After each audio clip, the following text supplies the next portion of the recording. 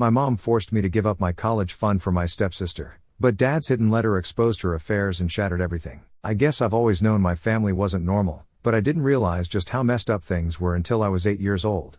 My dad, Alan, was one of those people who worked his butt off to give me and my mom everything we could ever want. He was a software engineer, always busy, but he'd still make time to help me with school projects or take me out for ice cream on weekends. To me, he was like Superman. Then there was my mom, Rachel. She was the complete opposite of Dad. Don't get me wrong, she wasn't a bad mom back then, at least not in the obvious ways. She was always around, smiling and laughing, organizing fancy dinners or parties for her friends. People loved her. But looking back, I think she cared more about how she looked to other people than how she actually treated us. The first sign that something wasn't right came late one night. I had woken up thirsty and went downstairs to get a glass of water. That's when I saw her in the kitchen, talking on the phone. She was laughing in this weird way, like she was trying too hard. I remember stopping in my tracks because I thought she was talking to Dad. But then I heard her say, "Oh, Greg, stop it." Greg wasn't just some random name. He was my dad's coworker. I'd met him a few times when he came over for barbecues or game nights. He always brought snacks and told lame jokes, so I didn't think much of him at the time. But that night, something about the way my mom said his name gave me a bad feeling. At first, I didn't tell anyone. I mean, I was 8, what did I know about relationships or what adults were supposed to act like? But over the next few weeks, I started noticing more. My mom would get dressed up to run errands or go to book club. She'd spend hours texting on her phone, smiling at the screen like she was in a romantic movie. Then one day, she said she was going to a yoga class. I don't even know why, but I decided to follow her. I mean, it didn't make sense. My mom hated yoga. I remember riding my bike down the street, keeping a good distance behind her car, terrified she'd see me. She didn't go to yoga. Instead, she went to this fancy restaurant downtown, the kind with white tablecloths and candlelight. I parked my bike around the corner and peeked through the window. There she was, sitting across from Greg, laughing and holding his hand. It felt like my stomach dropped out of my body. I didn't really understand what it all meant, but I knew it wasn't good. When I got home, I sat on my bed for hours, debating whether to say anything. Dad was such a good guy, he didn't deserve this. Eventually, I told him. At first, he thought I must have misunderstood. Maybe she was just catching up with an old friend, he said. But when I showed him some texts I'd seen on her phone, things like "I miss you already and can't wait until our next night together," he went completely silent. That's when everything fell apart. Dad didn't yell or freak out. He figured out that every time he was working late, trying to save for my future, she was sneaking around behind his back. When Dad confronted her, she denied it at first, but the evidence was overwhelming. Photos, texts, receipts for fancy dinners.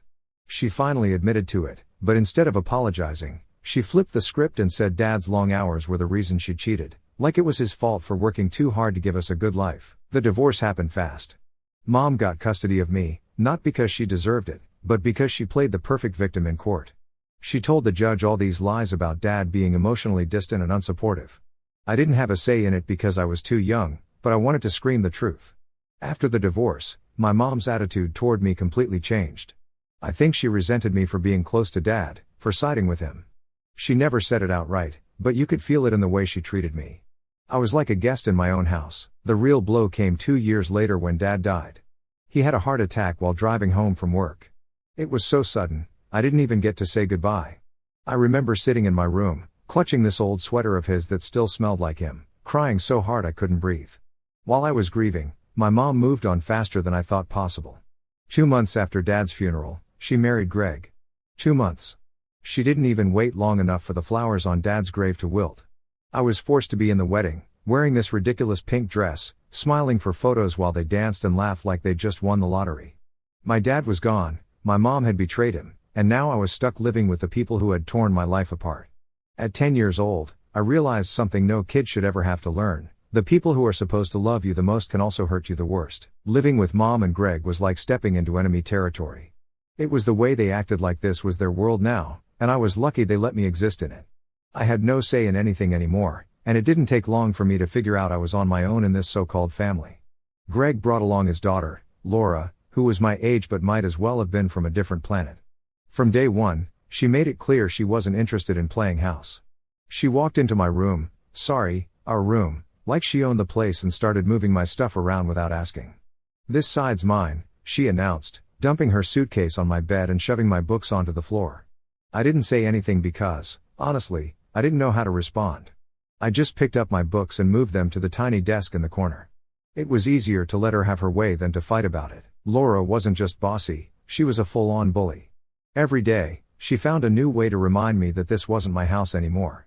One time, I came home from school and found my dad's old sweater, the one I used to sleep with because it still smelled like him, shredded in the trash. I stood there, staring at it, trying to keep the tears from coming. When I asked her why she did it, she just shrugged and said, "It was gross and old. You should thank me for getting rid of it." Mom didn't do anything about it. When I told her what Laura had done, she waved it off. "You're too sensitive," she said. "It's just a sweater. You need to stop living in the past." Living in the past? My dad had been dead for 2 months. I wasn't clinging to some ancient history, I was still grieving. But Mom didn't see it that way. She was too busy pretending everything was fine, parading Greg around like a trophy husband. Greg wasn't any better, actually, he was worse. He treated Laura like a princess, showering her with expensive gifts and acting like she could do no wrong. She got new clothes, new gadgets, even a fancy watch for her birthday that probably cost more than all the furniture in my room combined. Meanwhile, I got nothing. Not that I wanted anything from him, but it was the principle of it. He didn't even try to hide the favoritism. "Laura deserves nice things," he told me once when I asked why she got a new iPad and I didn't even get school supplies. I wanted to laugh in his face. Laura didn't work hard at anything except making my life miserable. She barely did her homework, spent most of her time on social media, and had a meltdown if she didn't get her way. But yeah, sure, Laura deserved it more. Sharing a room with her was a nightmare. She had no sense of boundaries and zero respect for my stuff. She'd take my clothes without asking and then ruin them. She once spilled nail polish all over my favorite hoodie and didn't even apologize. "It's just a hoodie," she said with a shrug, like that made it okay. She'd also bring her friends over and act like I didn't exist. They'd sit on her bed, laughing and talking about people from school, and I'd be stuck in the corner trying to do my homework. If I asked them to keep it down, they'd just laugh and make fun of me. "You're such a nerd," Laura said once. "No wonder you don't have any friends." That one hurt because it was true. I didn't have friends, not anymore.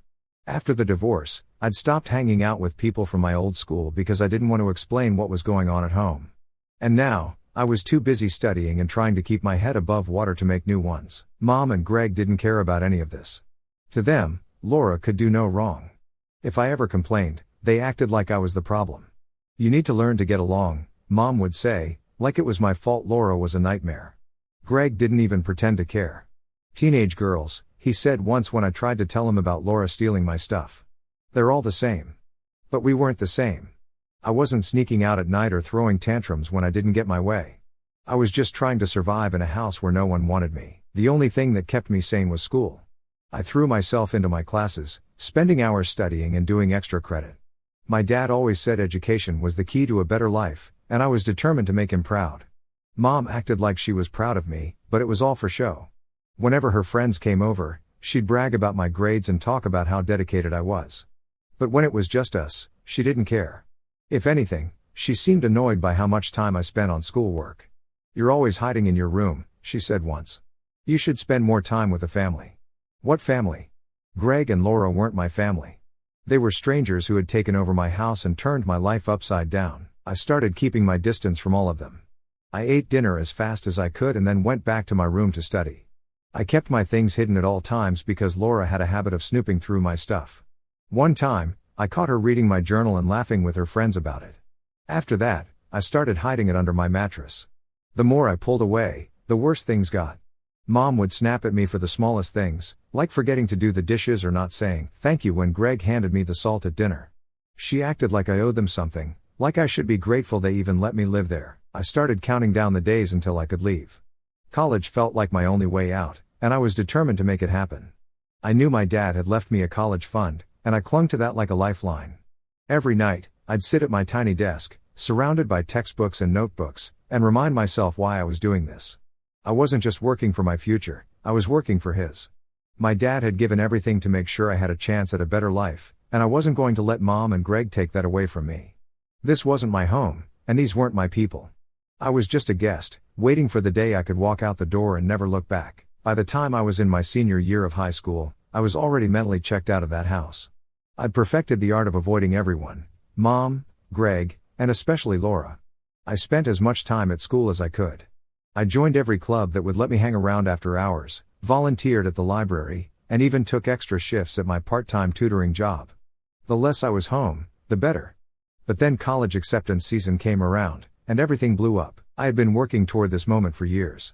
I stayed up late studying, gave up my weekends to prepare for SATs, and poured my heart into my applications.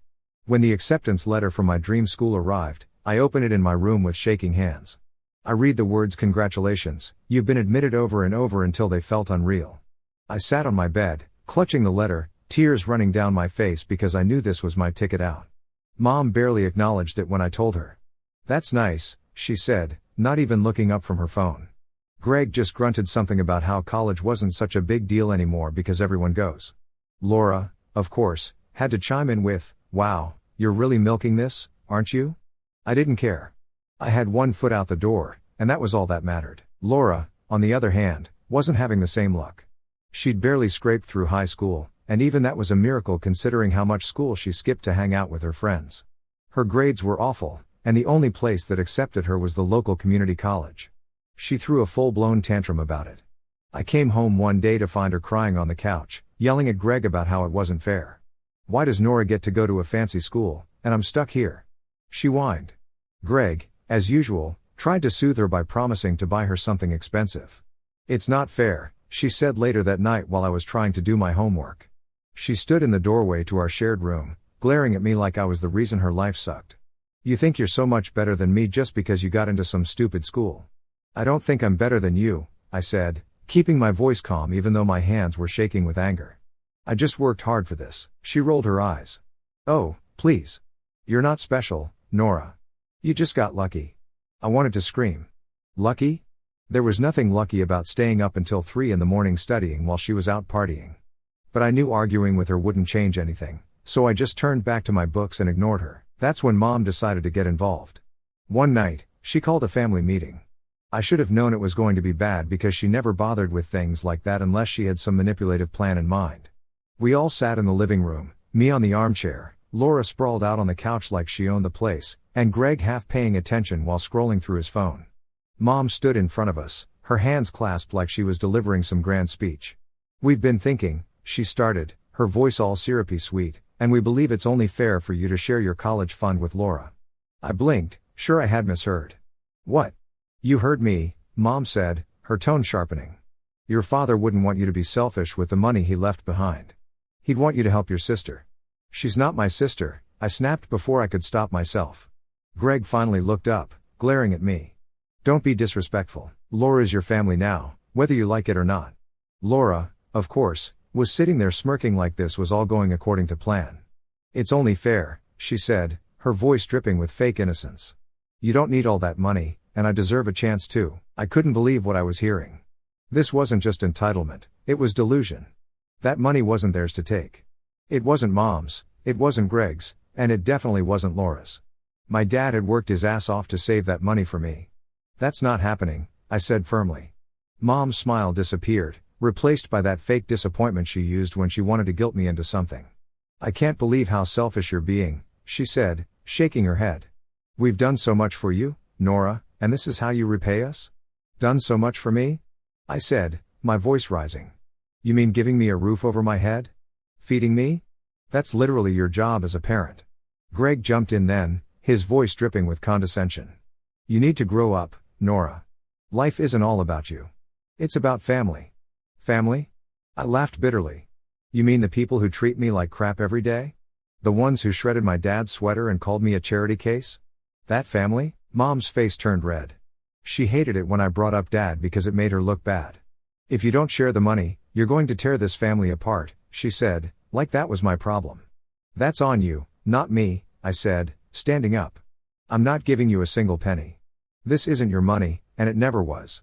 I walked out before they could say anything else, slamming the door to my room so hard the wall shook. My heart was pounding, and my hands were shaking so bad I could barely unlock my phone to call Aunt Deborah. I told her everything, and she was furious. "Your dad didn't save that money for them," she said. "He saved it for you. Don't let them bully you into giving it up." I nodded, even though she couldn't see me. "I won't," I said, though I wasn't sure how I was going to get through this without losing my mind. The next few days were awful. Mom and Greg kept trying to corner me to talk, but I refused to engage. Laura started sending me nasty texts, calling me greedy and selfish. I ignored her, but it was hard not to let it get to me. Every time I walked into a room, I could feel them staring at me, waiting for me to cave. But I wasn't going to. My dad worked too hard to let them take this away from me. The worst part was knowing they didn't even care about me, they just wanted the money. To them, I wasn't a person. I was a bank account. And that hurt more than anything, but if they thought I was going to roll over and let them take what my dad left for me, they had another thing coming. I was so angry I called Aunt Deborah again. She had always been my rock, the one person in my family who actually gave a damn about me. I told her everything, Rachel's manipulative guilt trips, Greg's entitled attitude, and Laura acting like she deserved a piece of my future just because she existed. Aunt Deborah listened quietly, and then she dropped a bomb. "You know your dad left you a letter before he passed," she said. "I was supposed to give it to you when you turned 18, but given the circumstances, I think you need to see it now." "A letter?" I asked, my heart racing. "Yes," she said. "Alan was always worried Rachel would try something like this. He wanted you to have something in writing, just in case." I couldn't believe it. My dad had known. He'd known what kind of person Mom was, even before they divorced, and he'd prepared for this. Aunt Deborah said she'd send the letter right away, and 2 days later, it arrived. I remember sitting on my bed, staring at the envelope.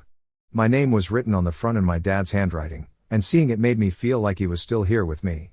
My hands shook as I opened it, and I had to blink back tears as I unfolded the paper. The letter was long, but I read every word like my life depended on it. My dad started by saying how much he loved me and how proud he was of the person I was becoming. He wrote about how he'd always believed in me and how he knew I'd do great things with my life. But then it got into the serious stuff. He explained that he'd set up my college fund in a way that Mom could never touch it. He'd made sure it was locked down legally, with Aunt Deborah as the trustee, because he didn't trust Mom not to blow through it. And then came the part that completely floored me. He wrote about how Mom's affair with Greg wasn't the only one. She'd been cheating on him with multiple men, while he was working late nights to provide for us. She was sneaking around with different guys, living some double life. "She betrayed me in ways I can't put into words," Dad wrote. "But I stayed quiet because I didn't want to put you through an ugly court battle. I thought keeping the peace was better for you. I regret that now because I can see how much pain it caused you. I'm so sorry, Nora. You deserved better." I couldn't stop crying as I read. My dad had known everything, every lie, every betrayal, and he tried to shield me from it. But at the same time, it broke my heart to think about how much he must have suffered in silence. Then came the part that changed everything. Rachel is not someone you can trust. She will manipulate you, guilt you, and use you if you let her. Please, Nora, don't let her take what I worked so hard to give you. This money is for your future, for your education. It's not hers, and it's not Greg's. I hope you remember that, no matter what she says. This is your life, not hers." After I finished the letter, I sat there for a long time, just holding it. It felt like Dad was speaking directly to me, telling me to stand up for myself. And that's exactly what I planned to do. The next morning, I waited until Mom, Greg, and Laura were all in the kitchen before I walked in with the letter. I didn't say anything at first. I just handed it to Rachel and stood there while she read it. Her face turned white as she scanned the page, her hands started to shake, and she actually sat down, like her legs couldn't hold her up anymore. "What is this?" Greg asked, snatching the letter from her. Rachel tried to grab it back, but it was too late. Greg's eyes darted over the words, and his expression went from confused to furious in about 5 seconds. "You had other affairs?" he shouted, his voice shaking with anger. "You told me it was just Alan, that he was neglecting you." "You lied to me," Rachel stammered, trying to come up with some excuse, but Greg wasn't having it. "You slept with my friend while we were together?" he demanded. "And how many others, Rachel? How many?" Laura, who had been quietly eating cereal, suddenly froze. "Wait, Mom, is this true?" she asked, her voice barely above a whisper. Mom didn't answer. She just sat there, her mouth opening and closing like a fish. Greg slammed the letter down on the table and pointed at Mom. "We're done," he said. "I'll be filing for divorce first thing tomorrow." "Greg, please, let's talk about this," Mom begged, tears streaming down her face. "Talk about what?" he snapped. "How you lied to me for years.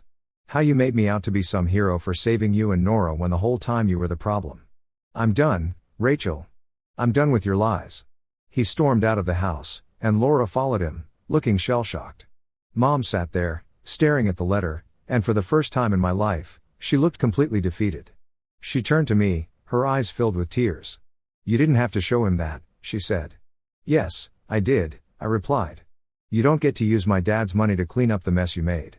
This is on you, Mom, not me." She tried to argue, but I walked out before she could get another word in. I felt like a weight had been lifted off my chest. For the first time in years, I wasn't afraid of her anymore. After Greg stormed out, the house felt weird, quiet, but not the good kind of quiet. It was like the air was heavy, and I couldn't breathe right. Mom spent most of that day locked in her bedroom. I guess she was hoping Greg would cool off and come back, but I already knew he was gone for good. The next morning, Greg came back with a couple of suitcases and some boxes. Laura was with him, standing awkwardly near the door. She wasn't her usual smug self. If anything, she looked embarrassed. "We're leaving," Greg said flatly, not even looking at Mom. Mom came downstairs in her bathrobe, her face puffy like she'd been crying all night. She tried to block the door. "Greg, please," she said, her voice cracking. "Let's talk about this. You can't just leave." Greg didn't even hesitate. "Watch me," he said. He pushed past her and started packing up his watches and some other stuff from the living room. Mom followed him, begging the whole time. "Don't do this," she pleaded. "We can work through it. You know I love you." Greg stopped and turned to her. "Love me?" he said, laughing bitterly. "You loved Alan too, right? And all those other guys?" "Yeah, I think I've had enough of your love." It was brutal. I almost felt bad for Mom, almost.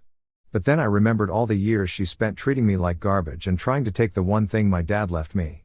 Whatever sympathy I had disappeared real fast. Laura didn't say much while Greg packed. She just stood there, avoiding eye contact with me. I wasn't sure if she was mad, embarrassed, or just confused about what was happening. Finally, as they were about to leave, she muttered, "I'm sorry." I didn't know what to say, so I just nodded. I wasn't ready to forgive her, not after everything she'd done, but it felt like maybe, just maybe, she was starting to realize how much of a nightmare she'd been. Greg and Laura left, and Mom just stood in the doorway, staring after them like she couldn't believe it. When she turned around and saw me standing there, her face twisted into something ugly. "This is your fault," she snapped. "My fault?" I said, crossing my arms. "You lied to everyone, cheated on my dad, and tried to steal my college fund. Don't blame me because it finally caught up to you." She looked like she wanted to argue, but she didn't. She just stomped upstairs and slammed her door. The next few days were tense. Rachel barely left her room, and when she did, she refused to talk to me. Honestly, I was fine with that. It was easier not having to deal with her constant guilt trips and manipulation. But things got worse when Greg started moving forward with the divorce. Apparently, he froze their joint accounts, which left her completely broke. She didn't have a job, she hadn't worked a day since she married my dad, and now she was panicking. I overheard her on the phone with one of her friends, crying about how Greg had left her with nothing. I wanted to laugh. The irony of Mom complaining about being left with nothing when she'd been trying to take everything from me was almost too much. Then she started trying to get me involved. She came into my room one night, looking all sad and defeated. "Nora," she said, sitting on the edge of my bed, "we need to talk about what's next." I asked, already bracing myself for whatever manipulation was coming next. "I need your help," she said, her voice trembling. "Greg froze the accounts, and I don't have any money right now. Things are tight." I just stared at her, and she sighed, like I was supposed to feel sorry for her. "I was thinking maybe you could use a little of the college fund to help out, just until I get back on my feet." I almost laughed in her face. "No," I said firmly. "Nora," she said, her voice sharp, "I'm your mother. You're the same person who tried to steal that money for Laura," I snapped. "Now you want me to bail you out? No way." A week later, Greg officially filed for divorce. Mom was furious, pacing around the house and muttering under her breath about how unfair it all was. She kept trying to call Greg, but he wasn't answering. So, here's where everything stands now. It's been a few months since Greg and Laura left, and honestly, life has been weird, not bad, just different. Greg followed through with the divorce, and it hit Mom harder than I expected. She was completely broke. It was almost surreal watching her scramble to sell off all her prized possessions just to keep the lights on. The woman who once acted like she was above everyone else now couldn't even afford to order takeout without thinking twice. It got so bad that she started working at a department store in town. Rachel, who used to brag about her life and throw these ridiculous dinner parties, was now standing behind a register, scanning people's groceries and folding clothes for minimum wage. I don't mean to sound petty, but seeing her brought down to earth like that? It was satisfying. Laura and I have been talking more, which is still kind of weird for me. She texted me out of nowhere a few weeks after she moved out, asking if I wanted to grab coffee. At first, I wasn't sure if I should even respond, but curiosity got me. I agreed to meet up, and honestly, it wasn't as awkward as I thought it would be. She looked different, less like the spoiled brat I grew up with and more like an actual person. She admitted she'd been horrible to me and said she was embarrassed about how she used to act. I guess I didn't realize how much I was taking everything for granted, she said, stirring her coffee nervously. When Dad started selling his watches to pay bills, it kind of hit me that I've been living in this bubble my whole life. It was weird hearing her talk like that, like she'd actually grown up. She even apologized for all the crap she pulled, including the sweater incident. I know I can't fix what I did, she said, but I really want to try to be better. I appreciated the apology, but I told her straight up that it was going to take time for me to fully trust her. She didn't get defensive or try to push me. She just nodded and said, I get it. Since then, we've been talking here and there. It's not like we're best friends or anything, but it's nice to have a relationship that doesn't feel like a battlefield. She's doing well at community college and working part-time at a bakery. Apparently, she's actually enjoying it and is even talking about transferring to a 4-year school once she finishes her associate's degree. As for Greg, I haven't seen him since the divorce went through. He texted me once to apologize for how he treated me while we lived together, which honestly surprised me. I didn't realize how much damage I was doing, he wrote. I should have been a better stepdad. I don't know if I'll ever fully forgive him, but it did feel good to hear him admit he screwed up. The real MVP through all of this has been Aunt Deborah. I honestly don't know what I would have done without her. She's been my rock from the beginning, and she's helped me navigate everything from legal stuff with the college fund to just giving me a place to stay when I needed a break from Rachel's chaos.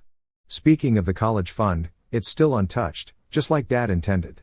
I'm finally getting ready to start college in the fall, and I can't even put into words how excited I am. For the first time in years, I feel like I can breathe, like I'm finally moving forward instead of being stuck in the middle of everyone else's mess. Mom tried one last time to guilt me into giving her money before I left. She cornered me in the kitchen one morning, looking all tired and defeated. I'm your mother, she said, like that meant something. You owe me. I just looked at her and said, no, I don't. I don't owe you anything. Then I grabbed my coffee and walked out. So, now here I am. I'm moving into the dorms next week, and I can't wait to start this new chapter of my life. It feels surreal knowing I'm finally getting out of that house for good. I'm leaving behind all the drama, the manipulation, and the toxic relationships. I still think about my dad a lot. I keep his letter in a little box with his old watch, and whenever I'm feeling overwhelmed, I read it. It reminds me of why I'm doing all of this, why I worked so hard and fought so hard to protect the future he wanted for me. Sometimes, I feel a little guilty for leaving Mom behind. As much as she's hurt me, she's still my mom. But then I remember all the times she put herself first, all the times she tried to take what wasn't hers, and I remind myself that this isn't my responsibility. She made her choices, and now she's living with the consequences. To anyone reading this who's dealing with toxic family members, I just want to say, you don't owe them your future. You don't have to sacrifice your happiness just to keep the peace. It's okay to stand up for yourself, even if it means walking away. I'm not saying it's easy, it's not. But sometimes, putting yourself first is the only way to move forward. Anyway, that's my story. Thanks for sticking with me through all of this. I don't know what the future holds, but for the first time in a long time, I feel hopeful. And honestly, that's enough for me.